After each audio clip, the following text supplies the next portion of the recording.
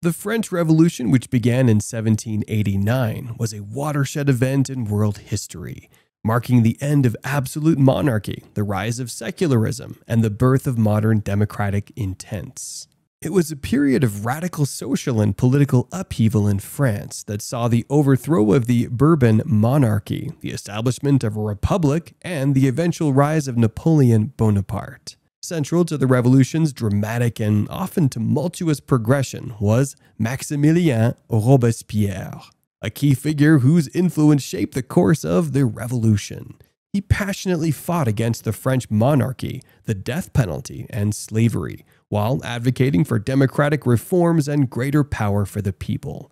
Known for his dedication to the poor, Robespierre earned the nickname the Incorruptible because of his steadfast moral values and determination. However, his role in the Reign of Terror, a period marked by mass executions and political purges, has rendered him a controversial figure, embodying both the revolutionary zeal and the extreme measures taken to preserve the revolution. How did Maximilien Robespierre, a servant of the people who rose from humble beginnings and became loved and admired by all, fall from grace, etching his name in the annals of history as one of the most controversial figures of the French Revolution, eliciting both love and hate at the same time? Before we get started, Before Now channel is dedicated to helping people understand historical events and how they have shaped our present. If you like videos such as these, please like and subscribe to this channel. You can also leave a comment and tell us what popular historical event you'd like us to cover. Maximilien de Robespierre was born on May 6, 1758 in Arras, France. His father, François Maximilien Barthélemy de Robespierre, was a lawyer, and his mother, Jacqueline Marguerite Carreau, was the daughter of a brewer. Maximilien was the eldest of 4 children, with siblings Charlotte, Henriette, and Augustin. His mother tragically died in 1764 after giving birth to a stillborn daughter, an event that profoundly affected young Robespierre.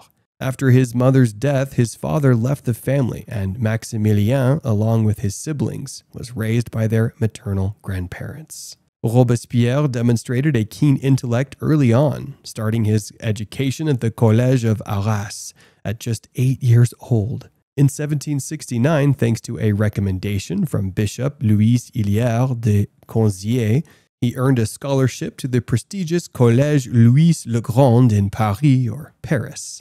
There, he befriended future revolutionary figures like Camille Desmoulins and Stanislas Fréron. Robespierre excelled in his studies, particularly admiring the Roman Republic and mastering the rhetoric of Cicero, Cato, and Lucius Junius Brutus. In 1776, he won the first prize for rhetoric. Robespierre's fascination with classical ideals and the works of Jean-Jacques Rousseau deeply influenced his political beliefs. He admired Rousseau's concept of the citizen soldier and embraced the idea that the general will of all the people was the foundation of political legitimacy. Robespierre's vision of revolutionary virtue and his advocacy for direct democracy were shaped by the philosophies of Montesquieu and Mably. Though some stories claim he met Rousseau before his death, this remains a matter of debate. Robespierre's commitment to these ideals would later drive his actions during the French Revolution, making him one of its most iconic and controversial leaders. Maximilien Robespierre started his education at the College of the Oratorians in Arras in 1765. He later won a scholarship to the prestigious Collège Louis le Grand in Paris in 1769. There he excelled in philosophy and law, graduating in 1780 with high honors, and receiving a special prize for his academic achievements and conduct. After earning his law degree, Robespierre became a lawyer in Arras, setting up a household with his sister, Charlotte. He quickly gained a reputation for his legal prowess and was appointed as a judge in the local criminal court in 1782. However, he resigned from this position due to his ethical opposition to the death penalty. Robespierre's intellectual pursuits earned him a place in the Literary Academy of Arras in 1783, where he later became chancellor and president. He was recognized for his essay on collective punishment, winning a medal from the Academy of Metz. His writings and speeches often address social injustices, such as the inequality faced by illegitimate children and the use of arbitrary imprisonment. Robespierre's social circle included influential figures like lawyer Marshal Herman, officer Lazare Carnot, and teacher Joseph Fouché. A secretary of the Academy of Arras, he connected with François-Noël Babeuf, a revolutionary land surveyor. These relationships would later prove significant in his political career. In August 1788, King Louis XVI called for new elections and summoned the Estates General to address France's financial crisis. Robespierre advocated for reform and was elected as one of 16 deputies representing French Flanders. He quickly made his mark with his first speech in June 1789, criticizing the hierarchical structure of the church and aligning with deputies who declared themselves the National Assembly. During the early stages of the revolution, Robespierre supported radical changes, including the storming of the Bastille and the establishment of the National Guard. He opposed property requirements for voting and holding office, drawing support from marginalized groups such as the Protestants, the Jews, and individuals of African descent. Despite his progressive views, Robespierre maintained a meticulous and traditional appearance. As a frequent orator in the Assembly, he championed the ideals of the Declaration of the Rights of Man and of the Citizen and the Constitution of 1791. Although his views often did not win majority support, his dedication to democratic principles made him a key figure in the French Revolution. Despite his nervous and sometimes suspicious demeanor, as noted by contemporaries, Robespierre remained steadfast in his revolutionary ideals, influencing the course of French history. The full kickoff of the French Revolution can be traced back to significant events in October 1789. On October 5th, a massive march, predominantly composed of women, took place at Versailles. These women were protesting the high cost and scarcity of bread. They stormed the palace, demanding action from King Louis XVI. This forced the king and the National Constituent Assembly to relocate from Versailles to Paris, placing them under the direct pressure and influence of the revolutionary populace. Following these events, Maximilien Robespierre moved into an apartment at 30 Rue de Saint-Onge in Le Marais, a relatively affluent district. He shared his third-floor apartment with Pierre Vidier, his secretary at the time. Robespierre soon became a key member of the newly formed Society of the Friends of the Constitution, commonly known as the Jacobin Club. Initially an exclusive group of deputies from Brittany, the Jacobin Club opened its doors to non-deputies after the assembly moved to Paris, growing to a membership of about 1,200. Robespierre quickly found a receptive audience here. The cornerstone of Jacobin ideology was equality before the law. Robespierre was particularly vocal against property qualifications for voting and holding office under the proposed constitution. On October 22nd, he passionately argued that sovereignty resided in the people, and every individual had the right to participate in lawmaking and public administration. He emphasized this stance again on January 25, 1790, stating bluntly that all Frenchmen should have equal access to public positions, based solely on their skills and talents. His influence grew within the assembly. On March 31, 1790, he was elected as president of the Jacobin Club. In the following months, he advocated for equal representation of officers and soldiers in court-martials and supported the cooperation of the National Guards across France. By June, he was elected secretary of the National Assembly and demanded equal salaries to promote fraternal equality. Throughout 1791, Robespierre remained a staunch defender of egalitarian principles. He was instrumental in pushing through a motion to prevent any deputy who served in the Constituent Assembly from sitting on the succeeding Legislative Assembly, aiming to block the ambitions of those favoring a constitutional monarchy. Robespierre's speeches and publications often focused on the principles of universal suffrage and the dangers of war. He warned that war could lead to dictatorship or restore royal power.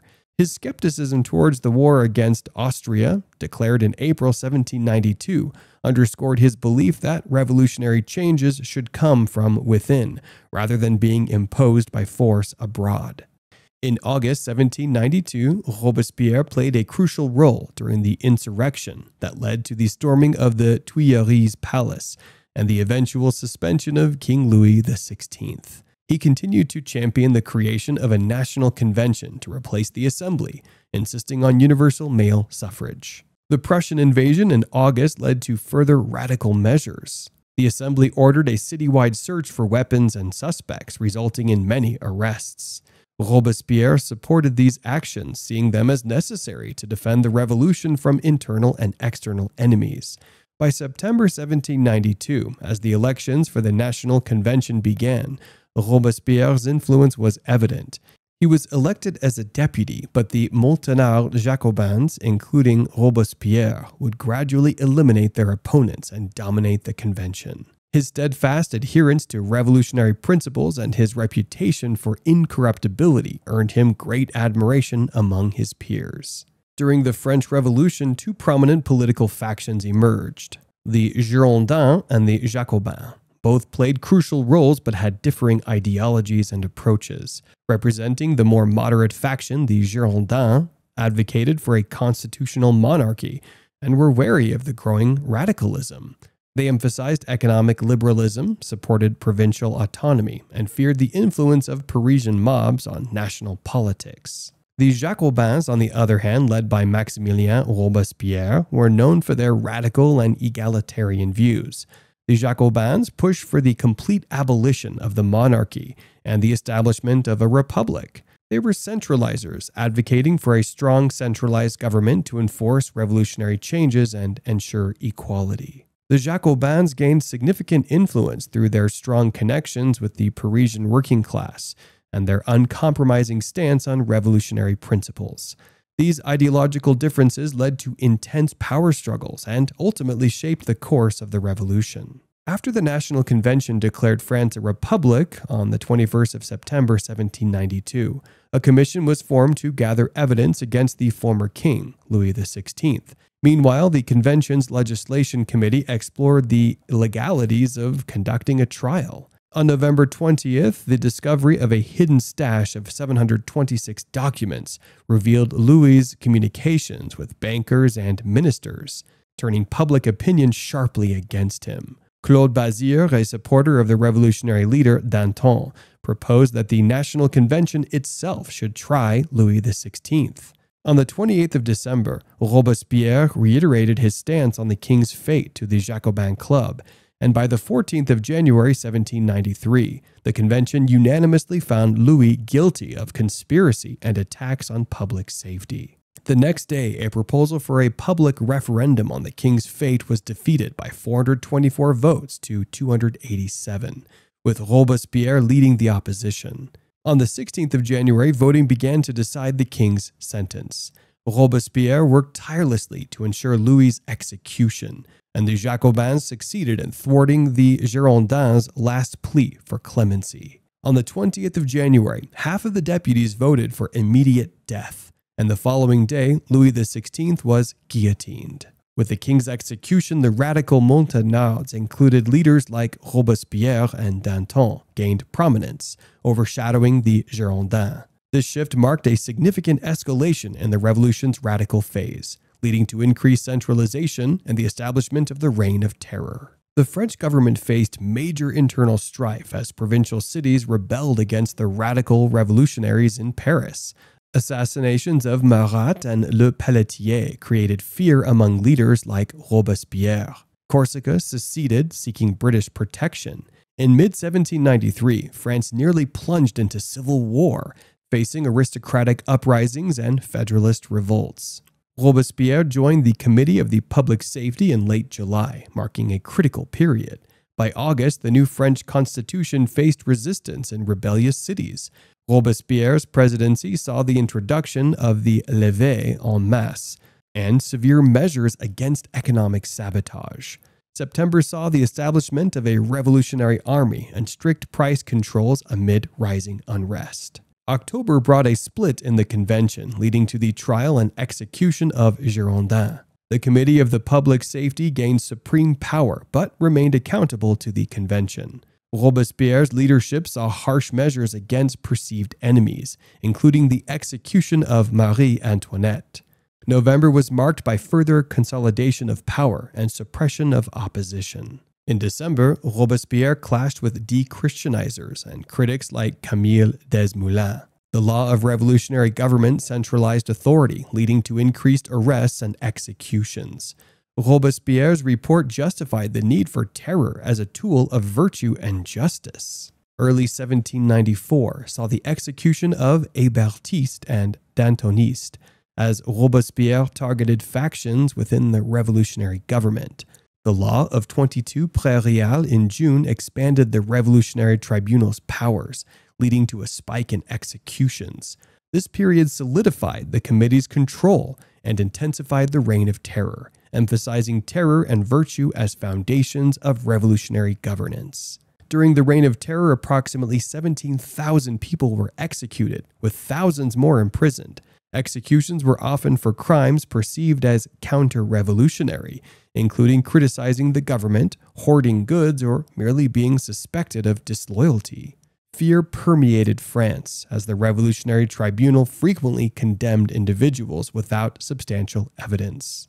Displaying grief for an executed loved one was considered anti-revolutionary. In some instances, men were guillotined, followed moments later by their wives for weeping, equating their sorrow with opposition to the revolution and the people. This widespread fear and swift, severe punishment exemplified the period's harshness and paranoia. Robespierre's quest for revolutionary change extended beyond politics, targeting the Catholic Church and its policies, especially clerical celibacy. While he condemned the excesses of de-Christianization by his political adversaries, he sought to rejuvenate spirituality in France through deist beliefs.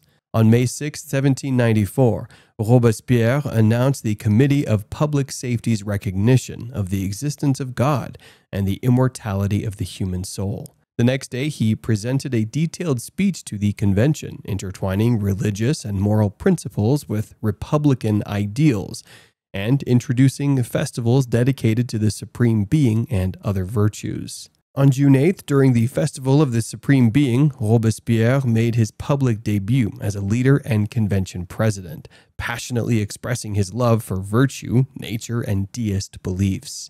At the Champ de Mars, he delivered speeches emphasizing a supreme being devoid of religious figures like Christ or Mohammed. This led to criticism, with some accusing him of aspiring to godhood and creating a new religion, particularly after allegations of involvement in Catherine Théot's prophecy conspiracy. The cult of the Supreme Being he championed aroused suspicion among anti-clericals and political factions, leading to doubts about his grasp on reality and contributing to his downfall. According to Madame de Staël, more popularly known as Anne-Louise Germaine Necker, prominent French-Swiss writer and daughter of Jacques Necker, a finance minister to Louis XVI, this period marked Robespierre's decline. In May and June 1794, tensions heightened in revolutionary France.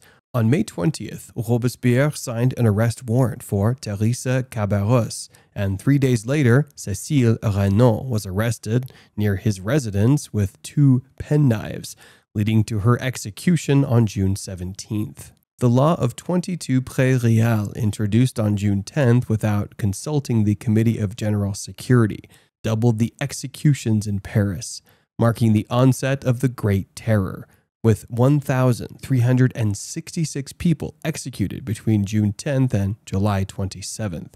Robespierre accused his opponents like Fouché of conspiracy, and after facing opposition on June 12th through 13th, he withdrew from committee, signaling his declining influence. In July 1794, Robespierre's grip on power continued to slip. On July 1st, he addressed the Jacobin Club, denouncing slanders, and by July 3rd, he expressed his frustration at a committee meeting. His health deteriorated and his political rationality waned, leading to increased calls for purges. On July 26, he delivered a 2-hour speech at the convention defending himself against the charges of dictatorship and warning of a conspiracy.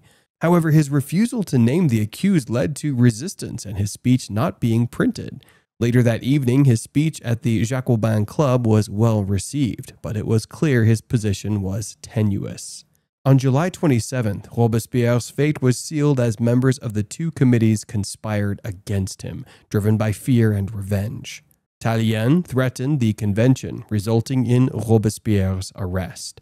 That evening, Robespierre and his allies were taken to different prisons, but they were freed by their supporters. However, by nightfall, Robespierre and his followers were recaptured. Robespierre himself was injured while attempting suicide. On July 28th, Robespierre and 21 others were sentenced to death. They were executed at the Palais de la Révolution amidst a furious mob. Robespierre's execution marked the end of the Reign of Terror. His body, along with his associates, was buried in a mass grave, later transferred to the catacombs of Paris.